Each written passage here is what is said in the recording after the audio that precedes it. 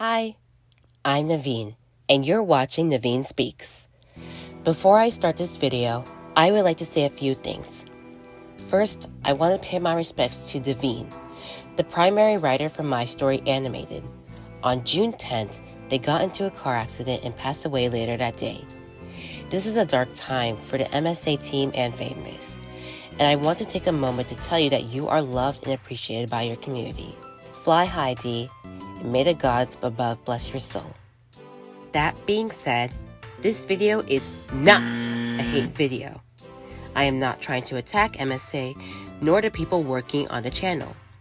I am very passionate when it comes to critiquing specific media, and I want to find ways to make changes to prevent further misrepresentation, especially against marginalized communities.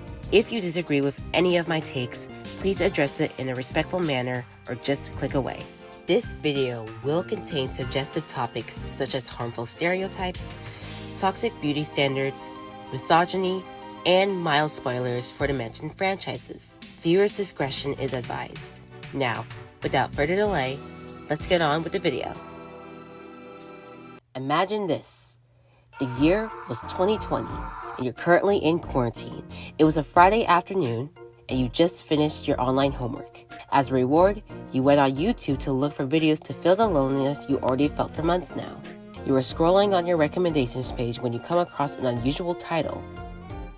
I found my wife's biggest secret. Huh? What secret? Also, why was there no apostrophe for wife? Never mind, I'm getting off topic. Curiosity consumed you, and you pressed on the video to find out what secrets the wife kept from her family. However, the video didn't start explaining what happened. No, that would be too easy. Instead, they give you the background information about the main leads, other characters, and the setting around them. When you finally get into the meat of the video, aka what the title and picture described, the story quickly finishes, leaving you with more questions than answers. You desperately wanted more, but each video had a new story, and thus it becomes a never-ending cycle of being baited.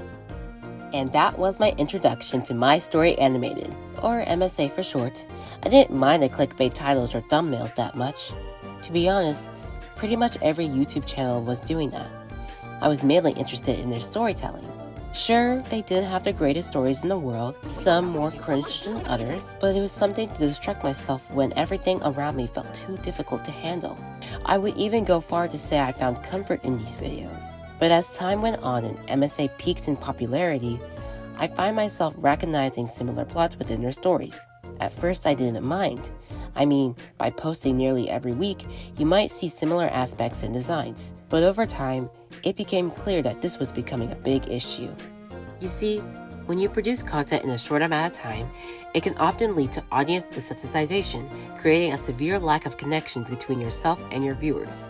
And with the addition of producing stories that involve similar plot/storytelling and borderline toxic messaging to a young and impressionable audience, you could come off as unoriginal, maybe even boring to some. Or as the younger generation would say it, you're essentially creating slop. Now please keep in mind that this isn't a hateful commentary video, but rather a critique to one of the biggest storytelling channels on YouTube. MSA's reliance on unrealistic storytelling, shallow character writing, and fan-driven over-validation reveals how potentially harmful their content can be in how it represents people, relationships, and society. MSA is known for their consistent vocal narration when it comes to explaining their stories. It's mostly similar to other story channels like Storybooth or Trainee Channel. This isn't inherently a bad thing, as vocal storytelling can enhance emotional connections with the characters and the audience, allowing the viewers to distinguish different pitches, scenery, and pacing throughout the story. This setup creates high engagement, capturing the viewer's attention in an already oversaturated digital landscape. However, with the overuse of cliché plots, sometimes bad character writing, storytelling can easily become redundant, making almost every story extremely predictable. Now, I am no skilled storyteller, but if I were to give my advice to improve MSA, they should consider the following. Number 1. Reform dialogue direction. Allow quiet and introspective moments to build tension or let specific scenes play out. In addition, write conversations that mimic a variety of ages. This eliminates over-exploratory dialogue that continuously overstates exactly what the characters do and how they feel. Number 2. Make more clean and diverse plots. This will definitely enhance audience engagement as well as regulate the pacing, especially when the videos are long. In addition, having different plots will create more authentic world building, gathering more viewage from different backgrounds. Number 3. Enhance character development. Give the characters something genuine to work on without relying on plot convenience. Make them realistic, not overly flawed, but not overly perfect either. Let it be known that the character's actions do have consequences. And number 4. Show don't tell. This is a critique to most storytelling channels like MSA. Rely on the animation to convey what's happening rather than the narrator. This can prevent multi-sensory issues and overall boring content. Please understand that storytelling doesn't need to be cinematic worthy, it just needs to be different to prevent similar plots and characterizations. Let's take Never Have I Ever for example.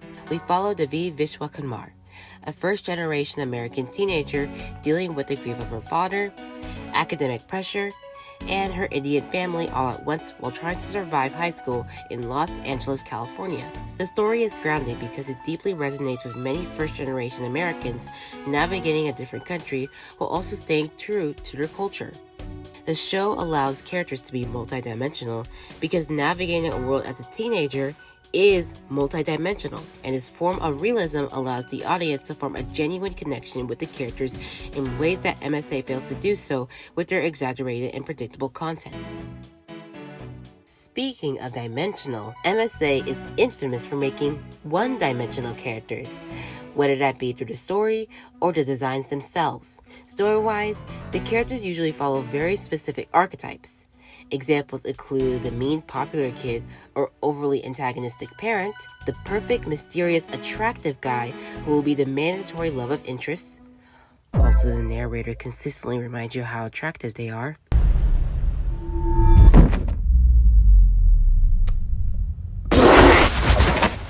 I'm sorry, I'm lemon walking.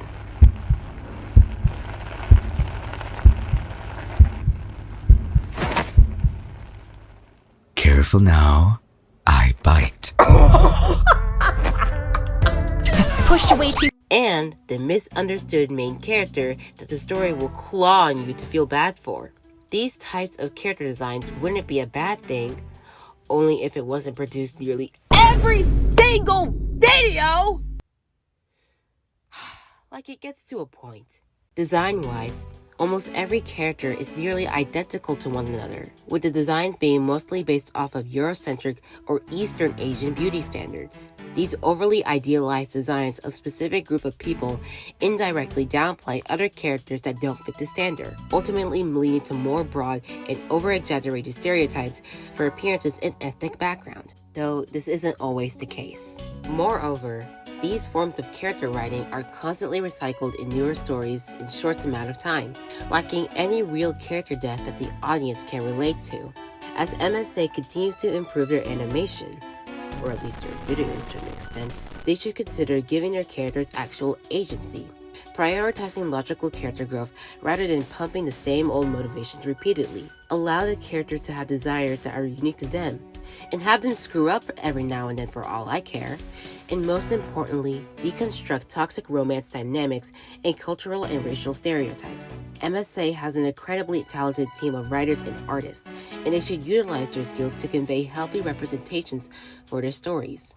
Though, I will say, writing deep characters can take some time, but that's what makes them so good. Let's look at Miles Morales from Spider-Man Into the Spider-Verse. For most of the movies, Miles is reluctant. He's overwhelmed by his new powers and currently grieving the loss of his Uncle Ben. I argued that he didn't even want to be the new Spider-Man in the first place. But over time, he grows to be an independent hero who actively challenges the Spider-Man tradition. To quote him, he quite literally does his own thing by the end of it. Miles' character growth highlights how powerful storytelling can be when characters grow naturally without the plot guiding them or using one-off jokes in hopes to find relatability. I feel like it's missing something, right? It's missing relatability. You're right! Scrap it! If MSA stories were already a hard watch, their Glazers, fan base, makes everything so much more unenjoyable by overly praising their content. It's like the Goku debate all over again. He not beating Goku! He not beating Goku! He not beat. Nobody could beat Goku! Now, don't get me wrong, I'm not going to sit here and completely slander MSA, but their content isn't truly at the same level compared to other successful media platforms. Though, I will say, I think their fans are around 11 to 14 years of age, possibly even young as 8 years old, which, in my opinion, is a whole nother issue that needs to be addressed. Throughout their content, MSA consists of a lot of suggestive themes, unhealthy tropes and standards, and many other problems that children should not be exposed to at this age. The team should really consider addressing who the intended audience is, or at least take the time to put disclaimers in their videos. God, with the number of subscribers this channel has, you'd think they take the time to address their audience more often. In summary, MSA isn't just cringe because of their unrealistic stories and clickbait material. They're cringe because they have weak characters driven by the plot, rely on stereotypes or tropes to be ironic and funny, and consistently have shallow and disingenuous representation in fast-baked content. Now look, I know I've been really hard on this channel, but it's only because they have so much potential to make genuinely good videos. I understand that everyone that works on this channel is extremely great at what they do, and I am by no means slandering them or their efforts. I just wish they'd take the time to write interesting stories that don't rely on toxic romance or slop humor. And besides, critiquing media isn't necessarily about figuring out what's good or bad. It's about understanding what we consume and how it shapes our perception of people, relationships, and the world around us. So if you like MSA and you wish to continue watching their videos, then be my guest. I won't stop you. I'm just a voice telling my opinion on the internet. Whew! And that is the end of the video. Despite this being just as long as my other videos, I feel like I put a lot more effort to this one especially. I don't know. Since I was young, I always had issues with this channel, but I didn't know how to describe it in words. If you made it this far, thank you so much for tuning in. And if you enjoyed this video, be sure to like and subscribe. Thank you all so much for watching, and fly high, D. Until then, my nerds and geeks, this is Naveen Speaks, signing off. At first, I didn't mind. By posting nearly every week, you might see similar aspects in designs. Okay, we're gonna restart.